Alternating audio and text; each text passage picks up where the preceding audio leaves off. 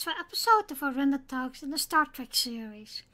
Today we will talk about the character of Captain James T Kirk, and my guest today is Tommy from Trek Canon. James Tiberius Kirk is a fictional character in the Star Trek media franchise, originally played by the Canadian actor William Shatner. Kirk first appears in Star Trek serving aboard the starship USS Enterprise as captain. Kirk leads his crew as they explore new worlds, new civilizations, and boldly go where no man has gone before. Often the character of Spock, Alan, and Bones McCoy act as his logical and emotional sounding board, respectively. Kirk has also been portrayed in numerous films, book comics, webisodes, and video games. Kirk appears in the Star Trek episode The Man Trap, broadcast on September 8, 1966. Although the first episode recorded featuring Shatner was Where No Man Has Gone Before, which retained many elements of the first pilot, The Cage. Shatner continued in the role for the show's 3 seasons, and later provided the voice of the animated version of Kirk in Star Trek The Animated Series. Shatner returned to the role of Star Trek the motion picture as 6 subsequent movies.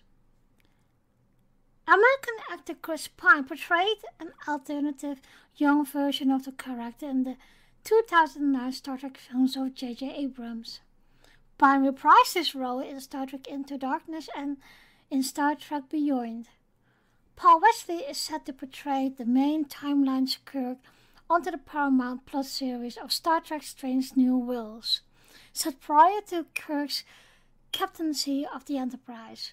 Other actors have played the character in fan-created media, and the character has been the subject of multiple spoofs and satires. James Tiberius Kirk was born in Riverside, Iowa on March 22, 2223, where he was raised by his parents George and Fiona Kirk. Although born on Earth, Kirk lived for a time on Tarsus 4, where he was one of the 9 surviving witnesses to the massacre of 4,000 colonists by Codus the Executioner. James Kirk's brother, George Samuel Kirk, is first mentioned in What Are Little Girls Made Of, and introduced and killed in Operation Annihilate, leaving behind 3 kids. Kirk became the first and only student at Starfleet Academy to feat the Kobayashi Maru test, garnering a commendation for original thinking after the reprogrammed to computer to make the no-win scenario winnable. Kirk was granted a field commission as an ensign and posted to advanced training on board the USS Republic. He was then promoted to lieutenant junior grade and returned to Starfleet Academy as a student instructor. According to a friend, students could either think or sink in his class, and Kirk himself was a stack of books with legs. Upon graduating in the top 5%, Kirk was promoted to lieutenant and served aboard the USS Farragut. While assigned to the Farragut, Kirk commanded his first planetary survey and survived a deadly attack that killed a large portion of the Farragut's crew, including his commanding officer, Captain Garanovic. Kirk became Starfleet's youngest captain after receiving command of the USS Enterprise for a 5-year mission, 3 years of which are depicted in the original TV series. Kirk's most significant relationships in the television series are with First Officer Spock and Chief Medical Officer Dr. Leonard Bones McCoy. McCoy is somehow to whom Kirk unburdens himself and is a foil to Spock. Robert Jewett and John Shelton Lawrence, The Myth of the American Superhero, describe Kirk as a hard-driving leader who pushed himself and his crew beyond human limits. Terry J. Erdman and Paula M. Block, in their Star Trek 101 primer, note that while cunning, courageous, and confident, Kirk has also a tendency to ignore Starfleet regulations when he feels the end justifies the means. He is the quintessential officer, a man among men and a hero for ages. Although Kirk, throughout the series, becomes romantically involved with various women, when confronted with a choice between a woman and the Enterprise, his ship always will win. Well, hello Tommy, and thank you for joining me again. It is a little while ago, but welcome again. Thank you. Thank you for having me on, Randy. It's good to be here. Well, I think we have a thing of talking about TOS and canon. Mm-hmm. So today my subject is the character of James T. Kirk. Oh, Captain Kirk himself. Oh yeah. So for the first question is what is your general opinion about James T. Kirk? Well, in my humble opinion, he is the second best Starfleet captain of the Star Trek series to me. He's the epitome. He's the basic foundation. He's the building blocks of what all the captains after him, and even in the prequels, still after him. He set the template. Is there anything you'd like to share with us about James T. Kirk when you first saw him on TOS? Well, when I first seen Kirk on TOS, man, I had to be about 6 or 7 years old watching it with my dad. But he always struck me as a real strong. He could beat any of the aliens or the bad guys. He was the hero of the show. Yeah, back in those days before I could really get into I guess the dynamics of a character. He was just you always knew that it was going to be some trouble, but he was going to find a way to get out of it. Well, we see, of course, James T. Kirk as, of course, the captain, but also someone who is a very ladies' man. So, what is your experience and opinion about that? I'm probably one of the rare people who know about Kirk who will say that Captain Kirk, when it came to being a ladies' man, right? When it came to that, I think it was just his charisma. But as far as him actually flirting and actually doing anything that dealt with, getting into relationships or anything like that, believe it or not, Captain Kirk, I think it was only maybe twice that something like that has happened. Every time else, it's always been because of the mission or because of some information that he needed to gather or something like that. Because Kirk a married man, he can't be out there gallivanting like that. So, do you have any favorite episodes with Kirk? Oh, look, always it's going to be City on the Edge of Forever. That's always my favorite TOS episode. And I also like the episode Court Martial because it goes into a lot of what makes Kirk Kirk. If we look at his career, is there something you noticed about Kirk, what you say, okay, that's make him the captain? Well, like any notable things that you'd be like, oh, okay, now I see why he's the captain of the ship. Is that what you mean? Yeah. Oh man, look. From one thing about Kirk is that they've always pitted him against almost fantastical type beings and almost near just like with the Kobayashi Maru, almost near inescapable situations.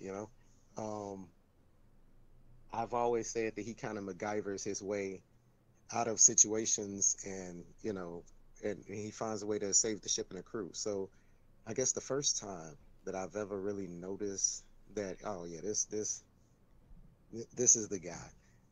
It's probably going to be how he handled things. And what was it?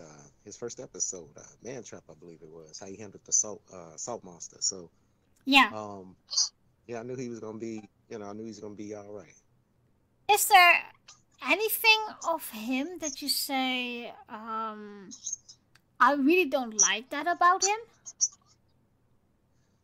Well, what I really don't like about Kurt, and I know there's going to be, even now when I look at Kurt, they wrote him so well that I really don't see any standout flaws or anything that I would consider something that would hinder him holding the status that he does.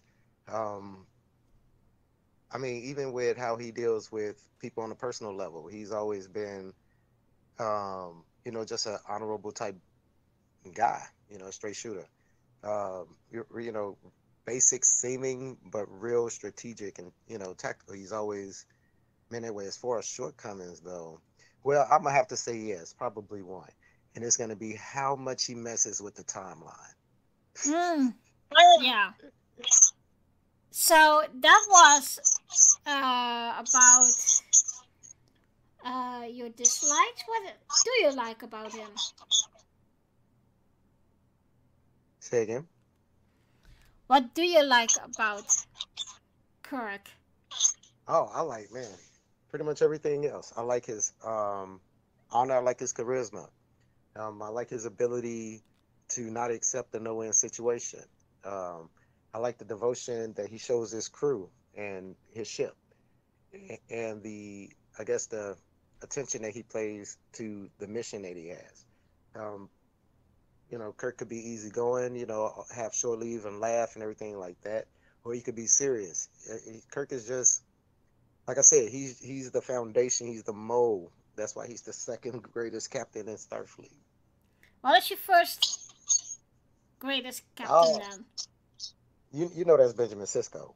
That's always Benjamin Sisko. Yes, Captain Sisko is he's my first favorite captain. So what I like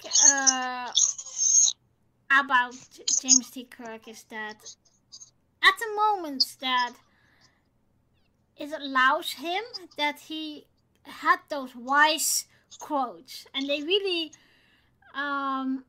write that really good for him, cause yeah, we know Kirk is Kirk, but although he can be very annoying,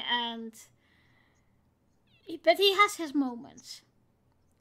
And one thing I really liked, one episode I really liked was Short Leave, that he Hmm. was thinking about Finnegan, his nemesis, and that he had to fight him again like old times. And I think that was one of the episodes that um, he showed that he is capable of both things, like being serious as a captain, but also have a relaxing and fun time. Hmm. And what was interesting about that run-in with Finnegan is, right, when he first seen him, you could tell that he was actually like surprised, like, why are you here? But as they started to fight, you can also tell that even though he was curious about it, he was genuinely having fun at reliving this, reliving this interaction with Finnegan. He had the little smiles and grins on his face, even when, you know, he had the bloody lip. He was still, you could tell he was enjoying that memory, although that was his nemesis. It was a joyful part of his academy days. Yeah, yeah. So, have you ever met the actor who plays Kirk, William Shatner? Man, if I had, look, no, short answer, no. Long answer, if I I would have pictures like every time you see me on anything, I would have a framed picture of signed by Captain James T Kirk. Always just carrying it around with me. I probably have it hanging from my chain or something like that. But If you no, would, I would say if you if you would meet him, what would you like to ask him? actually I wouldn't really have anything to ask him. I would just simply say to him, sir, I really, really appreciate everything you've done in for science fiction and for me as a result. And I would just walk away. Okay, hmm okay. What about you? What if you met William Shatner? What would you say to him? Um, Actually, it is not Star Trek related. And I would Ah, talk with him about his flight into space. oh, okay. Yeah, I'm with you. I'm with you. And I am with that was really interesting. And I do think that and especially um, the one who put that all together, um, he wasn't been heard as what his experience were. And I think if I would encounter him or meet him on a Star Trek event or whatever, yes, I would thank him as well as what he did for Star Trek and for the space program, etc. But I also would like to hear his experience. ah, okay, okay. That's what I'm Cause talking about. have you seen that space trip of him? Yes, I did. And okay, I have mixed emotions. I have mixed emotions about it, right? Nothing bad, but this is the thing. When Scotty passed, they took Yeah. his ashes, some of his ashes, and they put them into space. Um, when so it's pretty cool that Kirk is able to basically, because in my head it kind of goes like this. Kirk went up to space, right? And somewhere in space, he gave that speech that he gave for for Spock, and he just shot Scotty's ashes out in his little torpedo thing. That's when I imagine that Virgin Atlantic flight. I believe that was who it was. When I imagine that, that's what I imagine. hmm Mm. I don't know why, but that's what I imagine. Crazy as Okay, thing. okay. Um, so let's talk about Kirk's Kung Fu.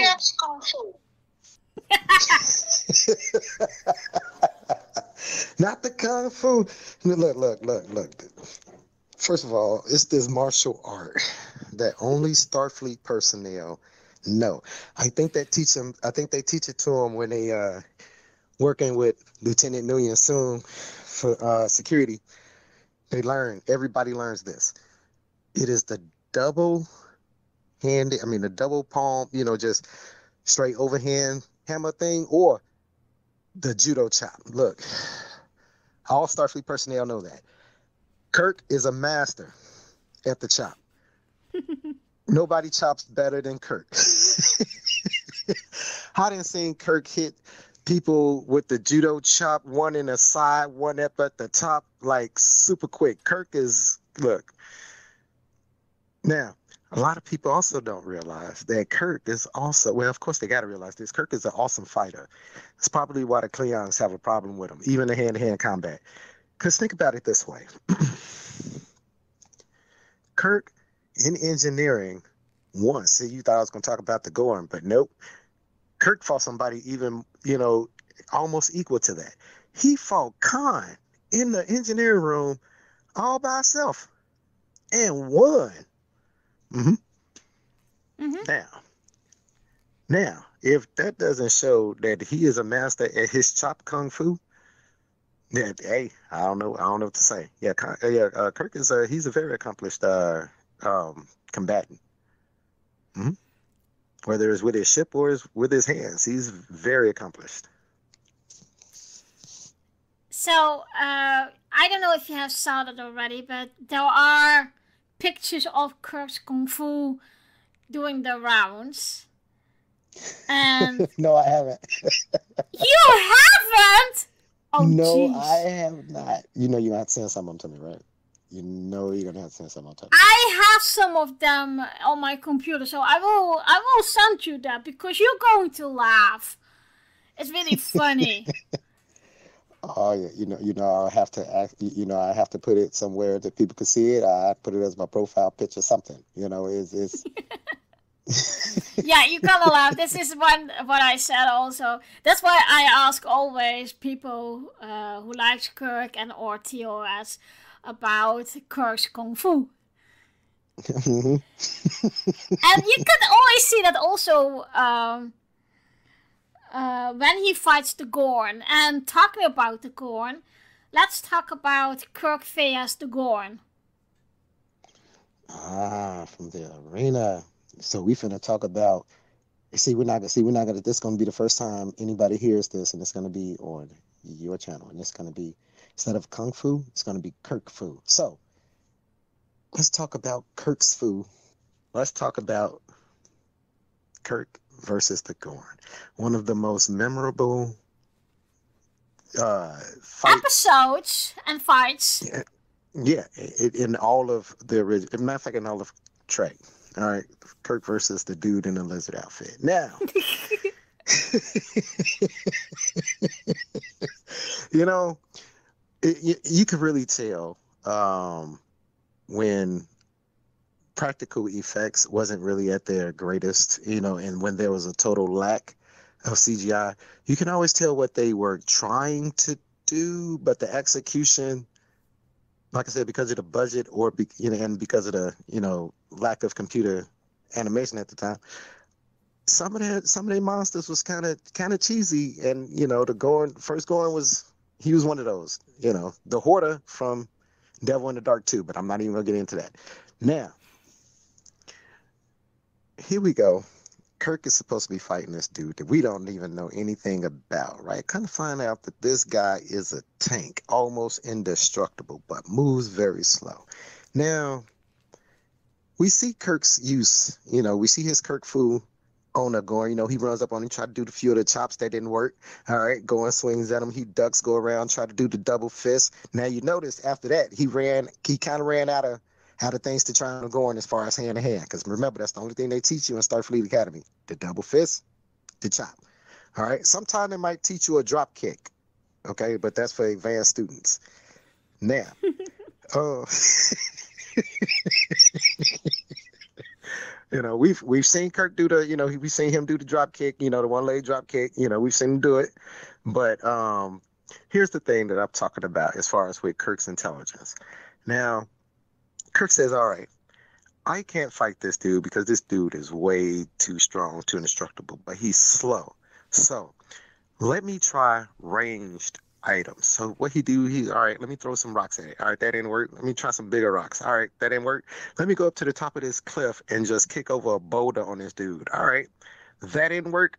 All right, we're going to need to make something that at least fires some rocks with some more force than I'm able to generate from throwing it off the top of this hill here. You know what I mean? So his intelligence when it comes to fighting, like I said, with his ship and in hand-to-hand combat is kind of unmatched. The dude's pretty awesome. So it's in one way. I always when I see that episode, I always have to laugh because he fighting the Gorn is just silly and funny and yeah, it's just it always makes me laugh, and especially with the Kirk Kung Fu, it's just Kirk, You But only see, what makes it funny though is the dude in that outfit, right? If they had Predator level special effects like when Arnold Schwarzenegger was fight, can you imagine if in Predator, for instance, they had Predator with just some dude in like a little mask or something like that with this little plastic suit on? and he fighting Arnold Schwarzenegger, it would have been cheesy, just like you remember in this. But if they was to do that episode, like redo that fight to where they could make the Gorn the way it's supposed to look and say now Trek, I think it would add so much more weight to what Kirk was actually doing, to where it wouldn't. But what makes it cheesy to me, and I'm thinking to you, is this dude in this outfit. And why That's what it it is, is. because you can. It was almost like, somebody who got into the costume of Toys R Us, that is standing outside and say, "Hey, come inside, we are Toys R Us," and you know that thing. One of the Barney dinosaurs got away. Yeah, yeah, yeah, yeah, yeah. I got you. Yeah, give me a call. So, you already mentioned it, Kirk and the Klingons. So, I think one of the memorable ones is also Trouble with Tribbles. Oh, of course, classic. And so, what is your opinion how Kirk was against and with the Klingons and the fighting around that? Well, the Klingons. Are you talking about just from the like, for instance, him and the Klingons with that station, or just overall? Overall. Okay. See, I would say that the Klingons and Kirk have a love-hate relationship, but it's just straight hate. They just have a straight hate relationship with each other. Out of all the captains in Starfleet, admirals, commodores, any of your flag officers, nobody is more hated, and equally, by the way, more feared by the Klingons than Kirk, right? Mm-hmm. And the thing is because the Klingons value honor and your warrior spirit, your warrior ability. All right. Now, we just talked about Kirk Fu. All right. Kirk Fu worked against the Gorn. All right. Kirk Fu almost worked against Spock. Matter of fact, every time Kirk goes up against Spock, it never works out all that well. But Kirk Fu worked on Khan. Now, we had touched on this a little bit, but it basically starts like this in my eyes. Now, we know that the Klingons have spies in their ranks. All right, we've seen them in the trouble with tribbles. They can change how they look, remove the ridges and everything. They could be spies. They look human. All right, so we know they have spies, which means they have people that's probably on Earth. That being said, they know all about the test of the Kobayashi Maru. Okay, they know that this is a test that's supposed to be unbeatable, and it's based on none other than, at the time, a non-beatable or nigh non-beatable race, which was the Klingons. All right. So here it is. Nobody's able to beat the Klingons in this game, man. This game is just putting a fear of just everything about Klingons into all these Starfleet cadets, right? And here it is. You got this dude come along and he beats it. Not only beats it, but he gets a commendation for beating it. All right, so already the Klingons is like, what's up with this dude? All right. Then this same guy proceeds to survive two almost unsurvivable situations. One where he was a colonist on where those 5,000 people got killed, and he was one of the remaining survivors. And when he was on the Farragut, I believe it was, when that entity attacked and killed most of the crew, and he was the only other survivor too. So we already know this dude is a survivor. Klingons know this too. And every single time that Kirk encounters a Klingon captain, no matter how bad this Klingon captain is, because first of all, to be a Klingon captain, you got to be bad. Every single one. I don't care if they were in an eye patch. I don't care if they have long hair and was in Back to the Future movie series. I don't care who they are. He is going to kill or defeat them all. And that is a testament, except for three. Three survived. But except for that, no. And so that being said, they can't beat this dude with ships. They can't beat this dude one-on-one. So this dude is he's one of the most respected people from, besides maybe Curzon, in the Klingon Empire, and feared. I always make a joke that if Kirk for any reason, Kirk was just to appear in, like the next generation time frame on, the Kinema Accords would be done. The Klingons' whole mission would be to fight Kirk. That's their whole mission from the moment they know that he's alive. That's how bad Kirk is with the Klingons. Hmm. Talking about the Klingons, what do you think if you see all the changes they make during the old Star Trek series, like the Klingons from TOS to the Klingons Hmm. in TNG and the Klingons in Discovery? Oh, okay. Yeah, we don't talk about Discovery. But but I see what you're saying. And one of the greatest things that they did as far as canon, benefits to canon, was the episode. What was it? It was an Enterprise episode. Matter of fact, it started with Trials and Tribulations in Deep Space Nine, where Odo had first addressed that inconsistency to Worf. You remember? Mm-hmm. Okay. Now, afterwards, they actually wrote a storyline in Enterprise as to why the Klingons of that time, of Kirk's time, look like that because of the augment virus, you know? So it was pretty cool, like, of course, like we was just talking about with the budget and everything like that. And, it was not financially feasible with the budget that they had of the episodes to do heavy makeup like they wanted to do with the clowns. But by the time the motion picture came around, they had an actual budget. So when the first Cleon got put on screen, which was, what was it, Star Trek 2? When the first Cleon got put on screen and he had the full ridges and everything like that, yeah, let's carry that forward in the next generation because the next generation had the budget. But you like you said, you still couldn't explain those Cleons that didn't have the ridges. But they did in that episode, in those two episodes of in that two-parter of Enterprise with the augment virus. Yeah, Hmm. yeah. There was another annoying thingy that Kirk had, and Oh, she that said thank you. he hated the Tribbles. Do So, you know why Klingons and Tribbles don't get along? Just a simple thing of smell. They smell bad to each other. That's why they don't like each other. Is that weird? I'm telling you, that's the craziest thing ever. They no, destroy the I whole. remember. Yeah, I remember that episode with the uh, trouble with Tribbles, and but what I mean, the connection between Kirk and the Tribbles. What's your opinion about that? That he used them against that? I thought it was Romulan, right? Romulan who had No, he used them Klingon. against. He used them against a Klingon vessel. Yeah. Hmm. Sure did. Um. Well, okay.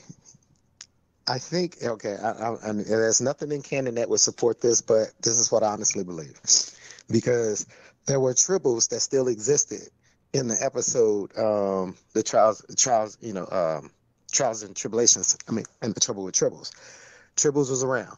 Okay. Now, that being said, Kirk beams over tribbles to a Klingon battle cruiser. Mm-hmm. All right. In which case, it's gonna take a minute before the tribbles start reproducing and all that kind of stuff and become an actual problem on the ship before the Klingons notice it. Now, that means that Kirk made an ecological disaster at minimum on at least one Klingon vessel. Now, let's say, for instance, though, this Klingon vessel, say, made it to a space station or to a Klingon moon or something like that. All right, before they realized that they had a triple problem. That means that Kirk then caused ecological disaster on wherever this ship then touched down. Right? I could totally understand why the Klingons was like, nah, these things got to get eradicated. Kirk is using them as a weapon against us. Nope, we got to eradicate all these things. And I wonder if their desire to just eradicate all tribbles was a direct result of Kirk doing what he did. Because yeah, that was still bogus. I would have did it too though.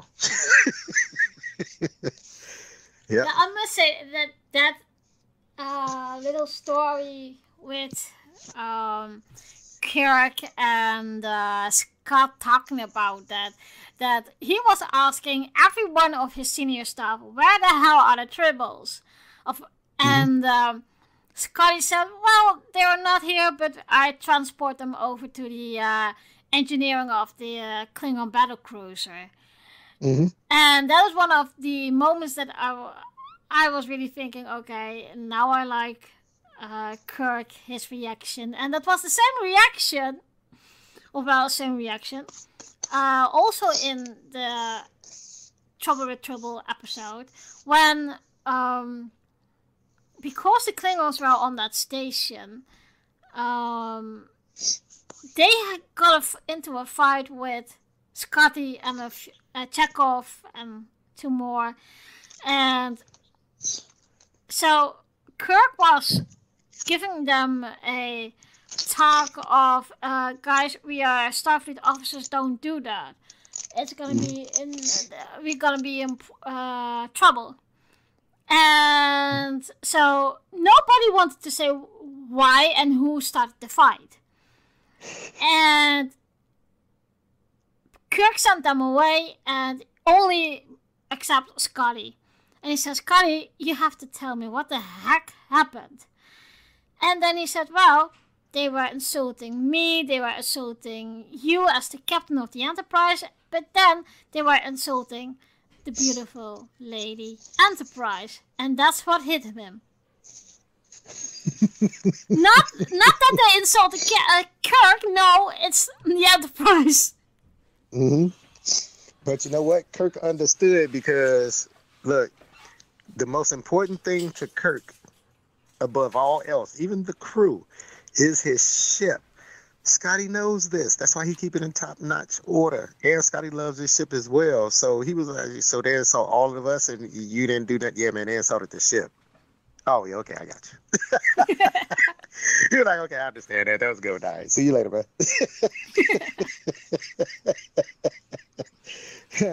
He should have just put a way to go on that. Way to go, Scotty. Way to go. That should have been that right there. Oh yeah, man. Kirk is. What do you think of? Let me see his family. You know about his family, right? Yeah, I remember that episode about his sister and that was something wrong, and then his nephew.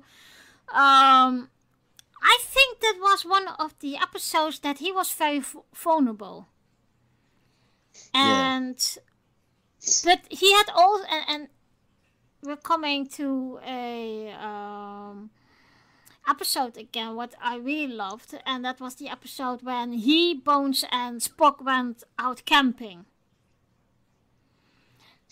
You talking And about the movie? was that the movie? I think I you're can't talking about remember. six. Yeah, I think you're talking about six. Wait, row your boat. Yeah, that one. Yeah. Yeah, yeah. That was the movie. Yeah, So yeah.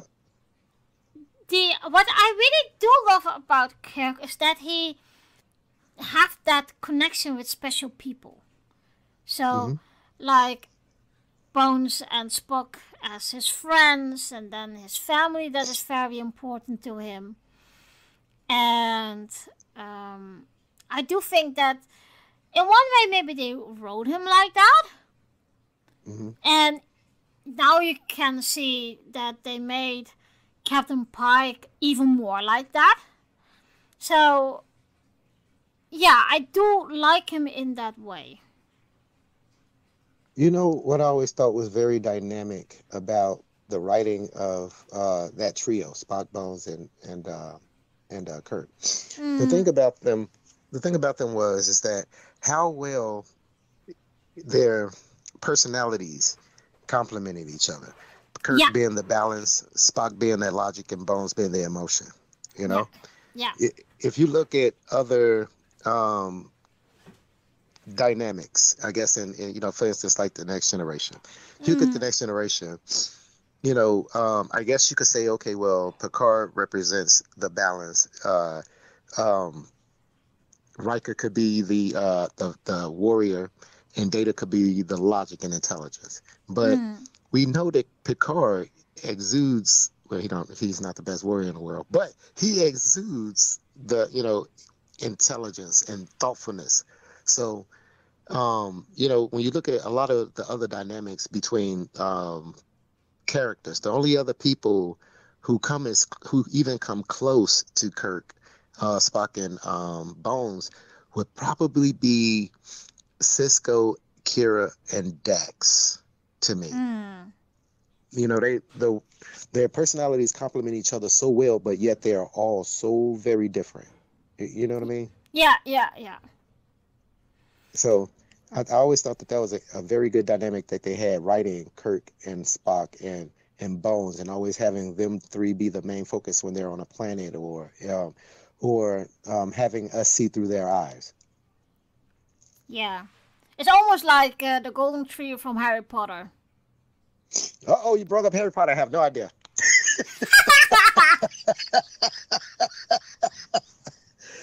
Yep, I'm about the only person on this planet who couldn't tell you about. The only thing I know about Harry Potter is that's the name of it. Oh wait, and there's some wizards. It's it. That's it. Mhm. That is it. So, my next point is 9 of the 10 times Kirk was overruling, or he threw the rules overboard. What do you mean through the rules? Or like, what do you mean through the rules overboard? Like, just like I ain't caring about rules. We talking about what you mean? Like, damn rules. What I What? mean is that, of course, as a Starfleet officer, you have rules and regulations of Mhm. how to approach planets or situation or whatever. And what I always see of Kirk is that he is following the Prime Directive, but Mhm.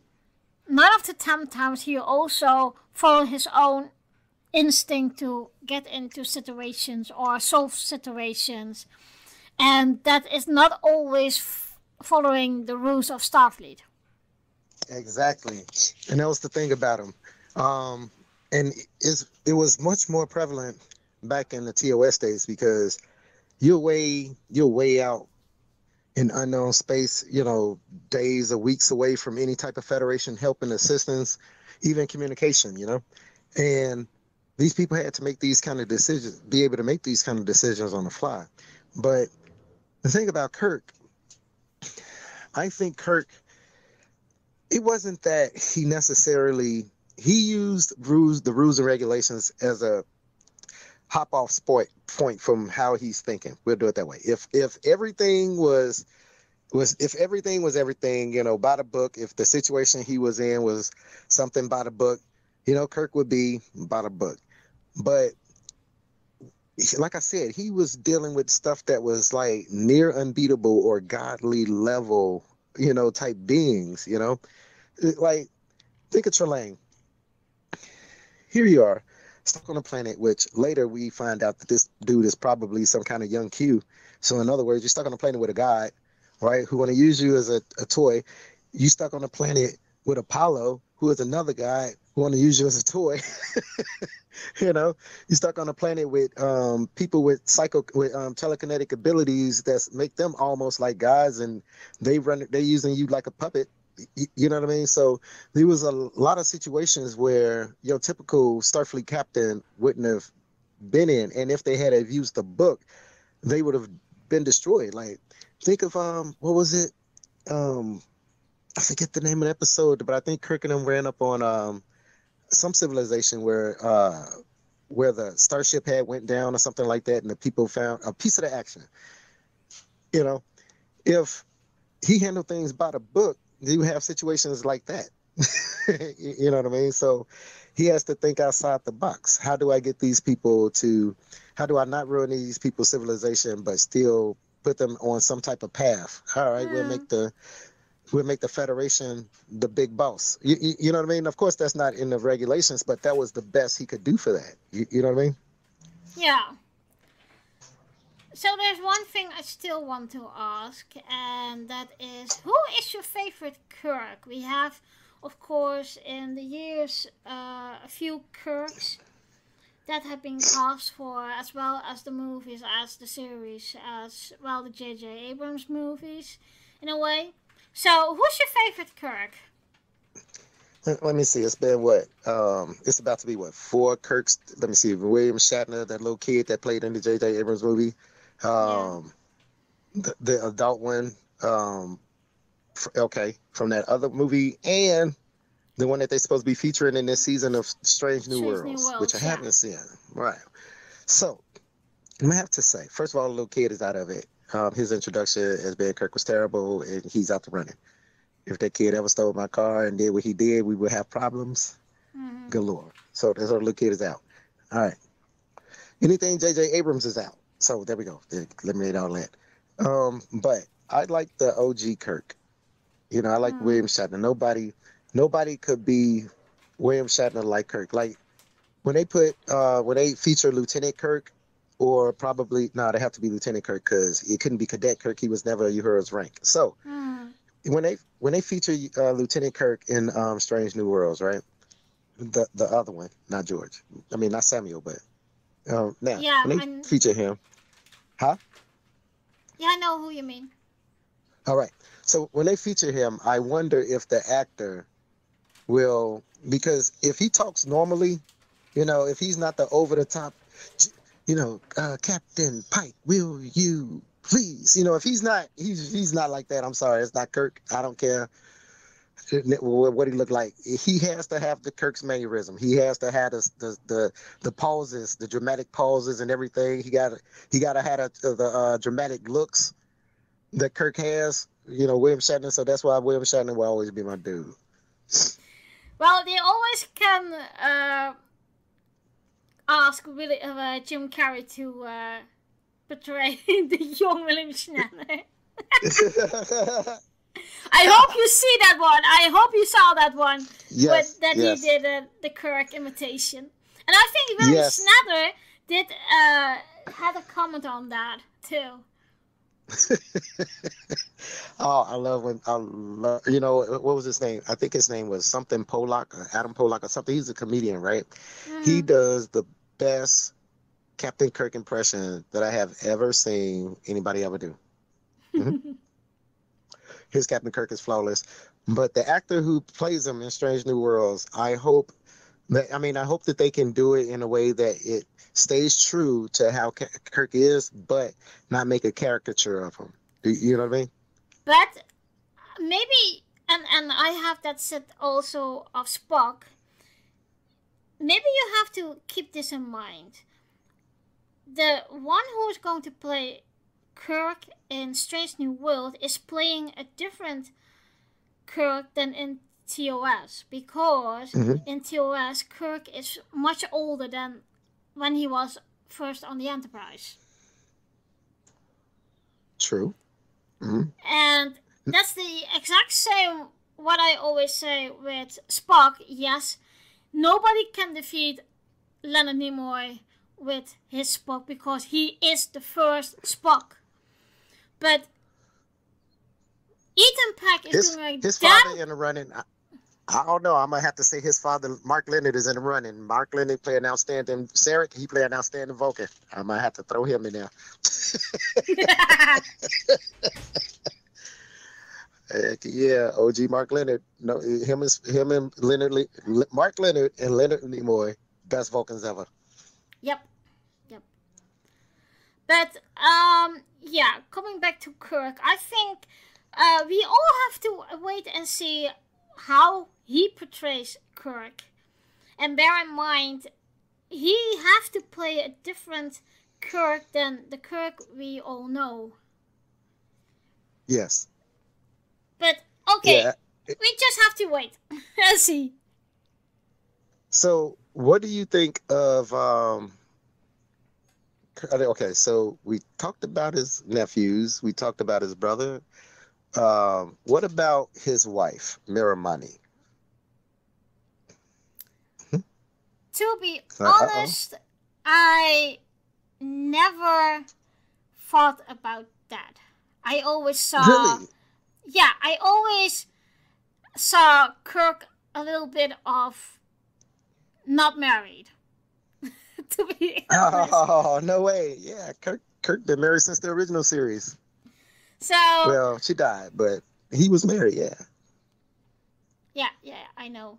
But okay, it's just maybe that is one of the reasons he could be that free with women. So, all right, what do you mean free with women? Because you say that Kirk is a playboy. So, what do you mean by it? You know, what facts do you have that support that he was a playboy? There, Miss If Arinda. everyone had a pulse and had boobies, he would chase them. Okay, he would look and maybe comment, but chase them? No, really. Yeah. Okay, all right. See, all right.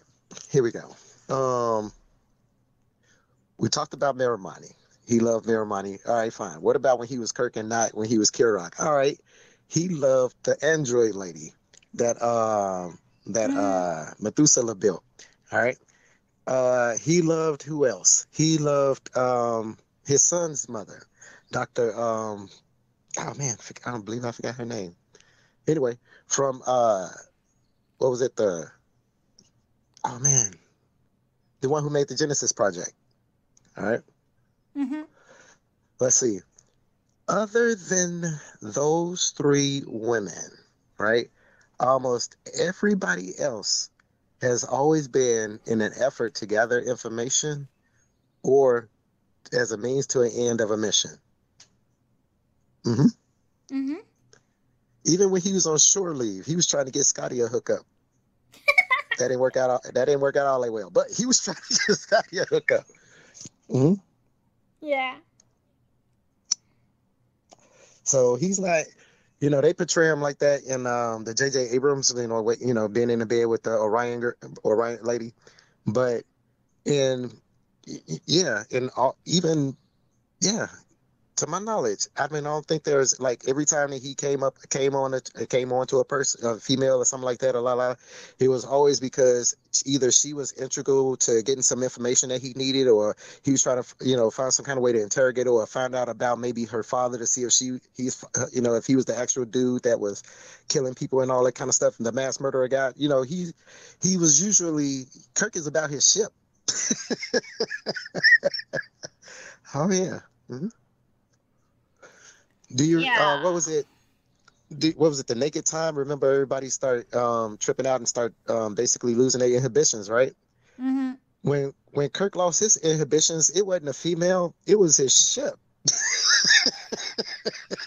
He's talking about, "I'll never lose you." Nah, it was his ship. So yeah, if it's Matter of fact, let me see who else. The blonde lady that had the Medusan, right? He was getting next to her because he was trying to figure out what was going on with this Medusan. Hmm. Mhm. But normally, yeah, he's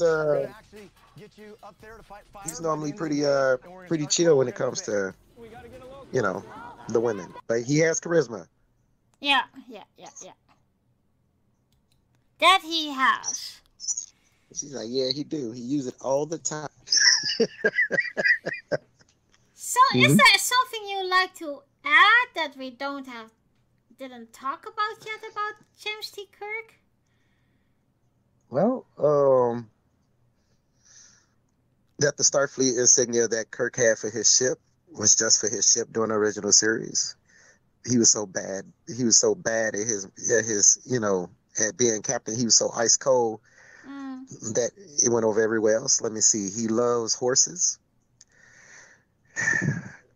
Captain Picard left him under some rocks. We'll never forgive him for that.